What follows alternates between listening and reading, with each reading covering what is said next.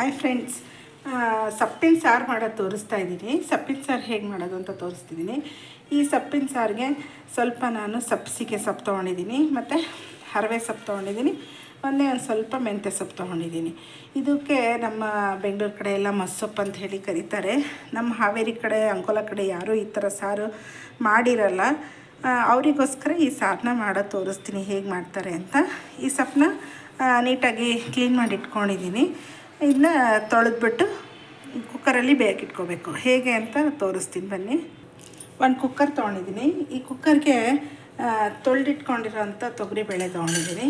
ಬೇಳೆನ ನಾವು ಬೇಳೆ ಸಾರಿಗೆಲ್ಲ ನೀವು ಯಾವ ಥರ ಬಳಸ್ತೀರೋ ಅಷ್ಟೇ ತೊಗೊಂಡಿರೋದು, ಜಾಸ್ತಿ ಅಂತ ತೊಗೊಂಡಿಲ್ಲ. ಹಾಗೆ ಈ ಕ್ಲೀನಾಗಿ ತೊಳೆದಿಟ್ಕೊಂಡಿರ್ತೀವಲ್ಲ ಸೊಪ್ಪು, ಈ ಸೊಪ್ಪನ್ನು ಕೂಡ ಹಾಕ್ಕೋಬೇಕು.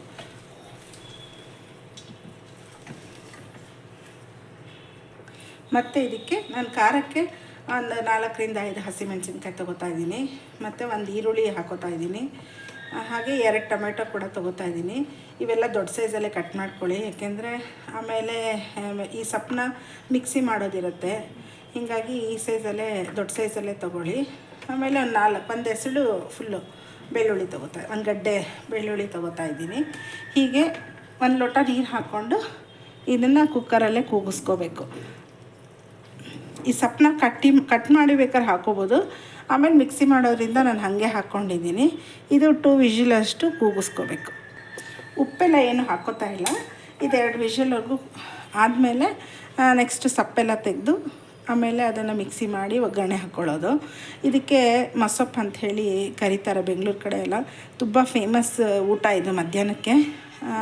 ನಮ್ಮ ಹಾವೇರಿ ಕಡೆ ಯಾರೂ ಈ ಥರ ಸಾರು ಮಾಡಿರಲ್ಲ, ಟೇಸ್ಟ್ ಕೂಡ ಮಾಡಿರಲ್ಲ ಸಾಮಾನ್ಯ. ಅದಕ್ಕೆ ಅವರಿಗೋಸ್ಕರ ತೋರಿಸ್ತಾ ಇರೋದು. ನೋಡಿ, ಇದು ಸೊಪ್ಪೆಲ್ಲ ಬೆಂದಿದೆ. ಈಗ ಈ ಕೆಳಗಡೆ ಬೇಳೆ ಏನಿದೆಯಲ್ಲ, ಬೇಳೆನೇನು ಮುಟ್ಟಬಾರ್ದು. ಈ ಥರ ಒಂದು ಜಾಗಲಿ ಸೌಟಲ್ಲಿ ಚಮಚೆಯಲ್ಲಿ ಬರೀ ಮೇಲ್ಗಡೆ ಇರೋ ಸೊಪ್ಪು ಮಾತ್ರ ಎತ್ಕೊಂಡು ಒಂದು ಜಾರ್ಗೆ ಹಾಕ್ಕೋಬೇಕು.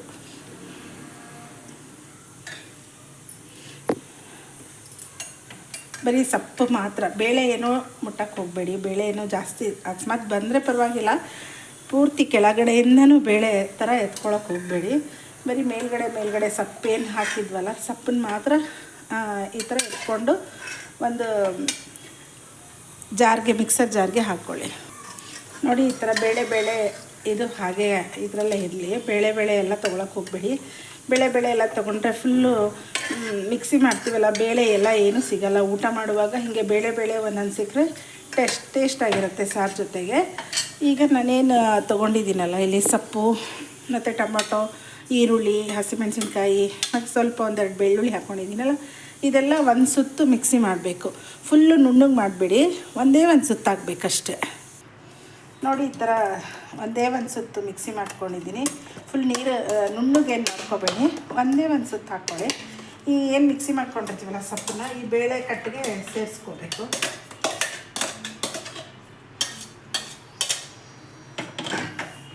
ಸ್ವಲ್ಪ ಕಲಿಸ್ಕೊತಾ ಇದ್ದೀನಿ. ನೋಡಿ, ಈ ಥರ ರೆಡಿಯಾಗಿದೆ. ಇದಕ್ಕೆ ಸ್ವಲ್ಪ ಅರಿಶಿನ ಪುಡಿ ಹಾಕೋತಾ ಇದ್ದೀನಿ, ಮತ್ತು ರುಚಿಗೆ ಉಪ್ಪು, ಹಾಗೆ ಬೇಳೆ ಸಾಂಬಾರು ಪೌಡ್ರ್ ಹಾಕೋತಾ ಇದ್ದೀನಿ. ಬೇಳೆ ಸಾಂಬಾರು ಪುಡಿ 1 ಸ್ಪೂನ್ ಅಷ್ಟು ಹಾಕ್ಕೊಂಡಿದ್ದೀನಿ. ಸ್ವಲ್ಪ ಇದು ಕುದಿಬೇಕು. ಸಾರು ಕುದೀತಾ ಇದೆ.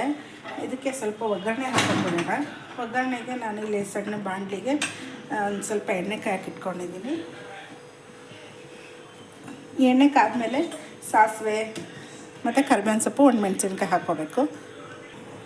ಎಣ್ಣೆ ಕಾಯ್ತಾ ಇದೆ. ಎಣ್ಣೆಗೆ ಸಾಸಿವೆ ಮತ್ತು ಮೆಣಸಿನ್ಕಾಯಿ, ಹಾಗೆ ಕರಿಬೇವಿನ ಸೊಪ್ಪು, ಒಗ್ಗರಣೆ ಹಾಕ್ಕೋಬೇಕು.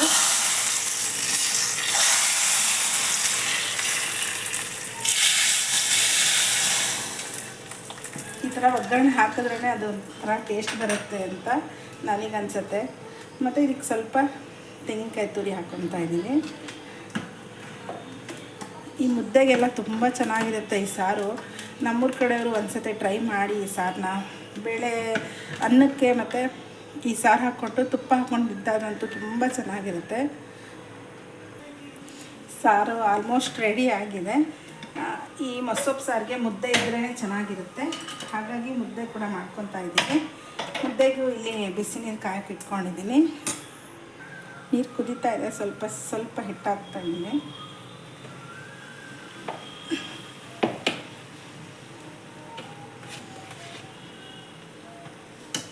ಕುದಿವಾಗ ನೀರಿಗೆ ಹಿಟ್ಟು ಹಾಕ್ಕೊಂಡ್ರೆ ಮುದ್ದೆ ತುಂಬ ಚೆನ್ನಾಗಿ ಬರುತ್ತೆ.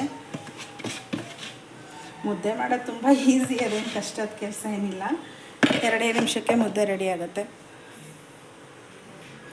ಈ ಥರ ಕೋಲ್ ತೊಗೊಂಡು ಸ್ವಲ್ಪ ಹೀಗೆ ಮುದ್ದೆ ಇದು ಹಿಟ್ಟೆಲ್ಲ ಹಿಂಗೆ ತಿರುಕೊಂಡ್ರೆ, ಏನಾರು ಹಿಡ್ಕೆ ಇಕ್ಕಳ ಥರ ಇಟ್ಕೊಳ್ಳಿ, ತಿರುಕೊಂಡ್ರೆ ಮುದ್ದೆ ರೆಡಿ ಆಗೇ ಬಿಡುತ್ತೆ.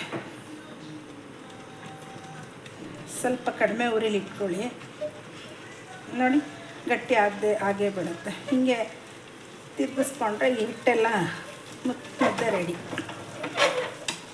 1-2 ನಿಮಿಷ ಬೇಯಬೇಕು ಇದು.